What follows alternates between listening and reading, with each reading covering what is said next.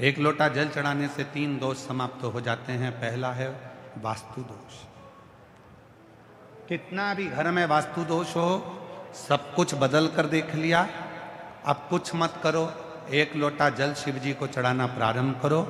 शंकर भगवान वास्तु के देवता हैं। जल चढ़ाओगे, जल चढ़ाना पड़ा।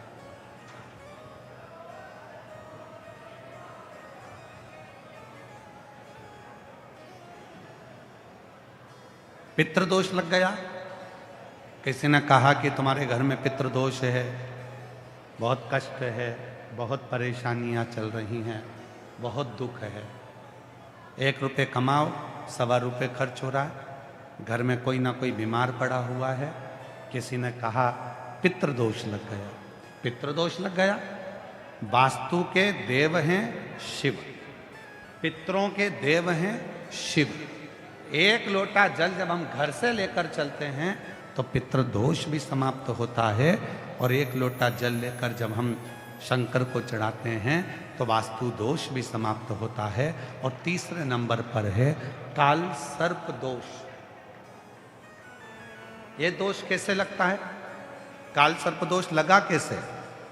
क्यों कहा ब्राह्मण देवता ने पत्रिका देखकर कि तुम्हें काल सर्प दोष है? पहले के समय में ये दोष नहीं होता था। बुजुर्ग माताएं बैठी हैं, पूर्व समय में बहुत बड़े बड़े ज्योतिषी होते थे। जितनी बुजुर्ग माता बैठी हैं 80 साल, 85 साल, 70 साल की, उनके भी गांव में, उनके भी पीहर में बहुत बड़े बड़े ज्योतिषी होंगे, और कभी उन्होंने किसी के मुख से नहीं सुना होगा कि काल सर्प दोष होता। कभी नहीं सुना। अभी अभी एक दोष चालू हुआ जिसको कहते हैं काल सर्प दोष। कहां से प्रारंभ हुआ? उसका प्रारंभ का कारण क्या है? उसके प्रारंभ का एक ही कारण है। क्या कारण है? पहले के समय में भगवान को स्नान कराते थे। घर में जो थाली में, पात्र में भगवान को स्नान कराते थे, उस स्नान का जल, भगवान के स्नान का जल हम पेड़ों में, पौधों में, बगीचे में डाल देते थे। अब भगवान के स्नान का जल हम बगीचे में नहीं डालते। अब हम भगवान के स्नान का जल पेड़ों में नहीं डालते। हम भगवान के स्नान का जल हम क्या करते हैं? उसके स्नान का जल, परमात्मा के स्नान के जल को ले जाकर तुलसी के क्यारे में डाल देते हैं। अब तुलसी के क्यारे में डाला तो गणेश जी महाराज का भी स्नान तुमने थाली में कराया, शिव जी का स्नान भी तुमने थाली में कराया, शालिग्राम भगवान का स्नान भी थाली में कराया, लड्डू गोपाल का स्नान भी थाली में कराया, देवी जी का स्नान भी थाली में कराया। एक ही थाली में तुम्हारे मंदिर में जितने भगवान हैं सबको तुमने थाली में रखा, लोटा उठाया, सब पे जल चढ़ाया, सबका स्नान कराकर और पहुंचकर तुमने मंदिर में वापिस रख दिया। सबके स्नान का जल एक साथ ले जाकर तुमने तुलसी जी में डाल दिया।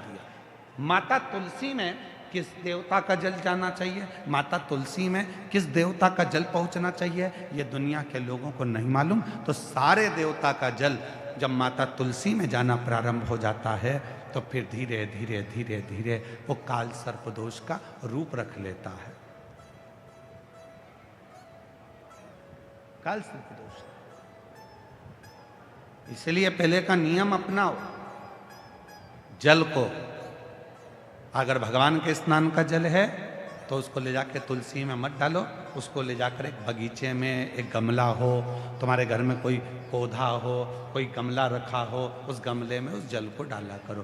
तुलसी में तो साफ जल डालो। 1 लोटा जल भर के ले आओ, माँ तुलसा में डालो, तुलसा जी की परिक्रमा करो, दीपक लगाओ, प्रणाम करो, निवेदन करो, उनको नमन करो। पर हम क्या सोचते हैं कि सारे स्नान का जल तुलसी जी में ले जाके डालो। 3 दोष है, वास्तु दोष, पितृदोष, काल सर्प दोष। इन 3 दोषों को यदि मिटाना है तो हमें कहीं नहीं जाना, 1 लोटा जल भरना, शिव मंदिर में जाना चालू करना, शंकर भगवान को जल चढ़ाना प्रारंभ करना और प्रेम से बाबा को अपने मन का भाव कहना, जीवन के सारे दोष समाप्त होना प्रारंभ हो।